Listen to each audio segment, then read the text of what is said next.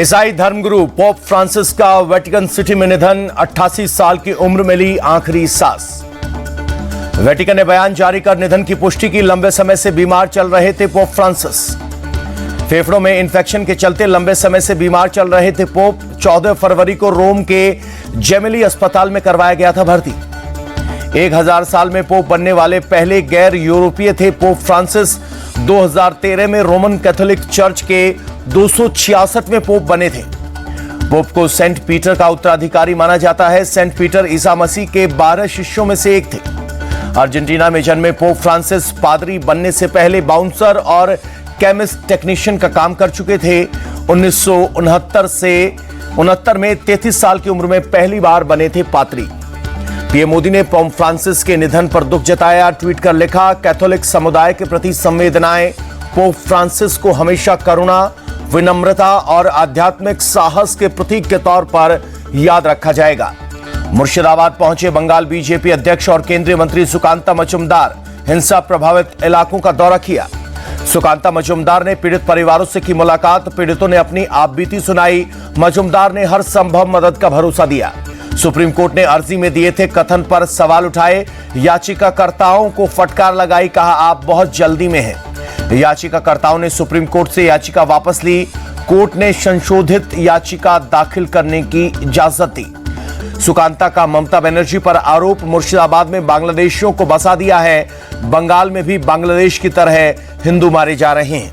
मुर्शिदाबाद की घटना पर सीपीएम ने सीएम ममता बनर्जी को घेरा। ममता को आरएसएस की दुर्गा कहा। झारखंड के रामगढ़ वक्फ कानून के खिलाफ मुस्लिम समाज का प्रदर्शन, कानून को बताया असंवैधानिक। बीजेपी सांसद निशिकांत दुबे ने पूर्व मुख्य चुनाव आयुक्त एसवाई कुरैशी पर साधा निशाना। कहा, एसवाई कुरैशी चुनाव आयुक्त नहीं बल्कि मुस्लिम आयुक्त थे। निशिकांत दुबे ने कुरैशी को सोशल मीडिया पोस्ट को लेकर दिया जवाब। कुरैशी ने लिखा था, वक्फ संशोधन मुसलमानों की जमीन हड़पने की सरकार की चाल। अमेरिकी दौरे पर कांग्रेस नेता राहुल गांधी बोस्टन में एक कार्यक्रम में किया संबोधित। विदेश की धरती पर इलेक्शन कमीशन पर किया अटैक। बोले, चुनाव आयोग ने निष्पक्षता से समझौता किया। बोस्टन में राहुल गांधी बोले, चुनाव के सिस्टम में कुछ गड़बड़ी है। महाराष्ट्र में कुल वोटरों से ज्यादा वोटिंग हुई। चुनाव आयोग ने आंकड़ों के साथ खिलवाड़ किया। बोस्टन में राहुल गांधी के बयान पर बीजेपी का पलटवार। संबित पात्रा बोले, राहुल ने विदेश में जाकर भारत का अपमान किया। देश का अपमान करना राहुल के नया नहीं है। पात्रा बोले, राहुल गांधी लोकतंत्र और संविधान के विरोधी हैं। चुनाव आयोग को बदनाम करने की कोशिश हो रही है। संबित पात्रा बोले, राहुल और सोनिया बेल पर बाहर है। विदेश में जाकर भारत का अपमान न करे राहुल गांधी। चुनाव आयोग को लेकर राहुल गांधी ने बयान पर केंद्रीय मंत्री सुकांता मजुमदार का पलटवार। बोले, जहां वो जीतते हैं वहां ईवीएम और चुनाव आयोग ठीक है और जहां हारते हैं वहां ठीक नहीं है। सुकांत बोले, राहुल अपनी हार का ठिकरा दूसरों के सिर पर फोड़ना चाहते हैं। हार की जिम्मेदारी नहीं लेना चाहते राहुल गांधी। महाराष्ट्र सीएम देवेंद्र फडणवीस ने भी राहुल गांधी पर निशाना साधा। बोले, राहुल का बयान निंदनीय। विदेश में जाकर देश की संवैधानिक संस्था को लेकर झूठ फैला रहे हैं राहुल।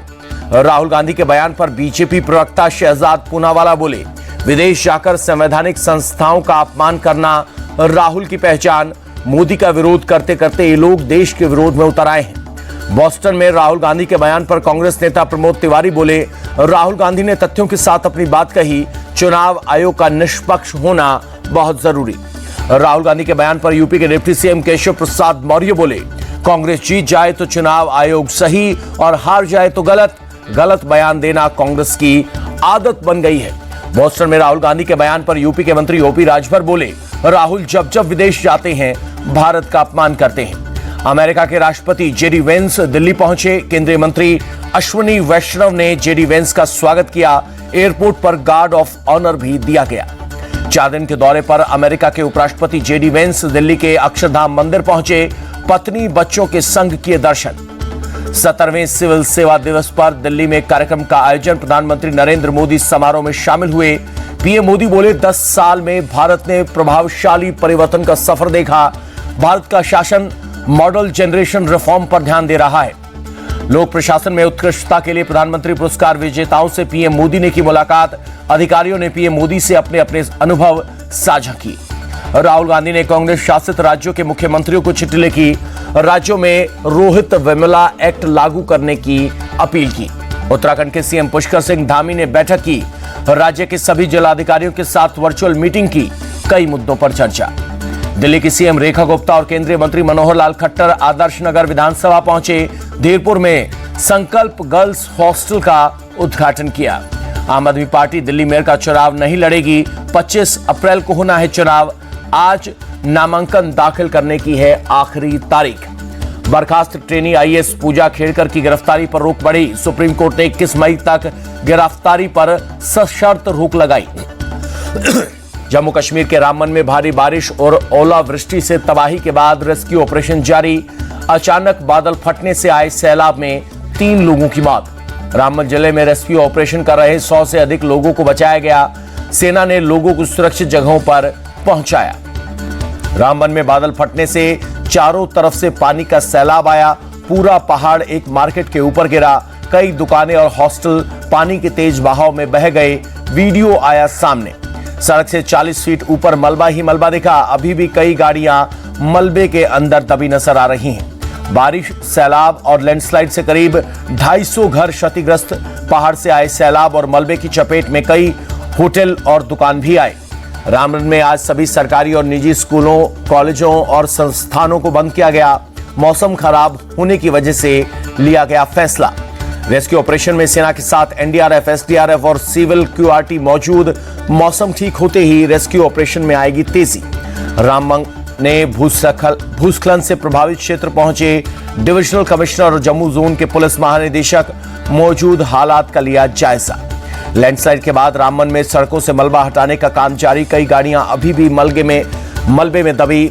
यातायात बुरी तरह से प्रभावित। रामबन में भूस्खलन के चलते नेशनल हाईवे 44 बंद। उधमपुर में लगा भीषण ट्रैफिक जैम। वाहनों की लगी लंबी कतार। रामबन में हुए लैंडस्लाइड के बाद श्रीनगर नेशनल हाईवे बंद। करीब 1000 ट्रक जाम में फंसे। जम्मू कश्मीर के पुंछ में बीती शाम हुई भारी बारिश। कई जगहों पर ओले भी गिरे। बारिश को देखते हुए पुलिस ने लोगों को किया अलर्ट। घर से बाहर निकलते वक्त सावधानी बरतने की अपील। श्रीनगर में भी खराब मौसम से जनजीवन अस्त व्यस्त। लैंडस्लाइड की वजह से मुगल रोड बंद। खराब मौसम की वजह से कश्मीर घाटी में आज भी स्कूल बंद। एहतियातन उठाया गया कदम। हिमाचल प्रदेश के चंबा में भी बारिश, ओलावृष्टि से सेब बागानों को पहुंचा भारी नुकसान। भारी बारिश के कारण चंबा तीसा मुख्य मार्ग बंद। कर्नाटक में पूर्व डीजीपी मर्डर केस में पुलिस की जांच तेज। पूर्व डीजीपी ओम प्रकाश की पत्नी को पुलिस ने हिरासत में लिया। पूछताछ जारी। सूत्रों के मुताबिक पुलिस को पत्नी पर ही मर्डर का शक। घर में मिला था पूर्व डीजीपी का खून से लथपथ शव। पटना के जीपीओ गोलंबर के पास सड़क हादसा। कार सवार युवक ने कई गाड़ियों को मारी टक्कर। कार में 2 युवक और 1 युवती सवार थी। पुलिस ने 2 युवकों को पकड़ा, युवती फरार। भोजपुर में हुई फायरिंग को लेकर तेजस्वी यादव का ट्वीट। बोले बिहार में कानून व्यवस्था ध्वस्त, सरकार का इकबाल खत्म हुआ। बिहार के दरभंगा में महिला डांसर की गोली लगने से मौत। मेहंदी कार्यक्रम में महिला डांसर को मारी गई गोली। कार्यक्रम के दौरान जबरदस्त फायरिंग का आरोप। मामले की जांच में जुटी पुलिस। महिला डांसर्स का ग्रुप मुजफ्फरनगर से आया था। झारखंड के गिरिडीह में 3 मंजिला इमारत में लगी आग। दमकल कर्मियों ने कड़ी मशक्कत के बाद आग पर पाया काबू। झारखंड के बोकारो में नक्सलियों से मुठभेड़। सुरक्षा बलों ने 9 नक्सलियों को मार गिराया। सुरक्षा बलों ने इलाके की घेराबंदी कर सर्च ऑपरेशन शुरू किया। नक्सलियों के पास से 1 SLR और 1 इंसास राइफल भी बरामद की। जालौन जिले में कालपी में खनिज माफियाओं की दबंगई। टोल कर्मचारियों से की मारपीट। हाथों में बंदूक लहराते दिखे। पुलिस ने केस दर्ज किया। यूपी के देवरिया में ट्रॉली बैग में मिली युवक की लाश। मृतक युवक के सिर पर चोट के गहरे निशान। शिनाख्त में जुटी पुलिस। फोरेंसिक टीम ने भी स्पॉट से सबूत जुटाए। हरिद्वार में पुलिस और बदमाशों के बीच मुठभेड़। एक बदमाश के पैर में लगी गोली, दूसरा आरोपी फरार। मुंबई में एक महिला पर नशेड़ी ने किया हमला। नशेड़ी ने महिला पर कांच के टुकड़े से हमला किया।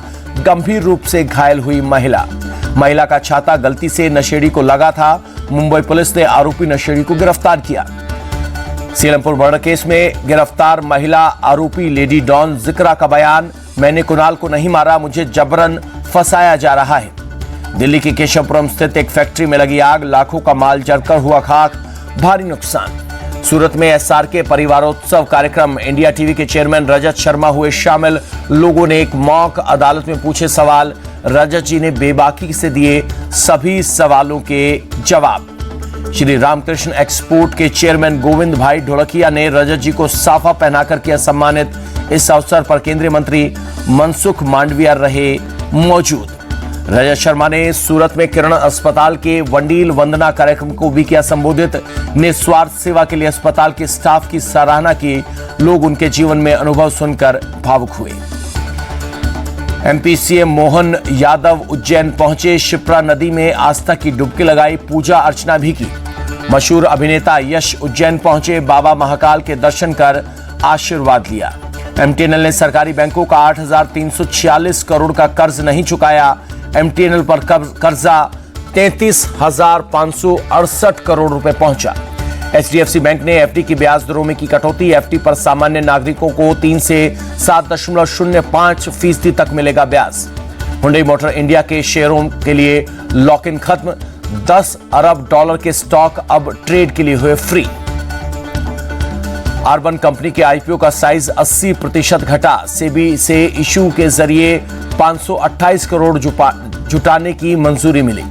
गूगल को ट्री ट्रस्ट केस में मिली हार। फेडरल जज बोले, गूगल ने एंटी ट्रस्ट नियमों का उल्लंघन किया। ऑनलाइन टेक इंडस्ट्री में अवैध तरीके से मोनोपोली बनाई।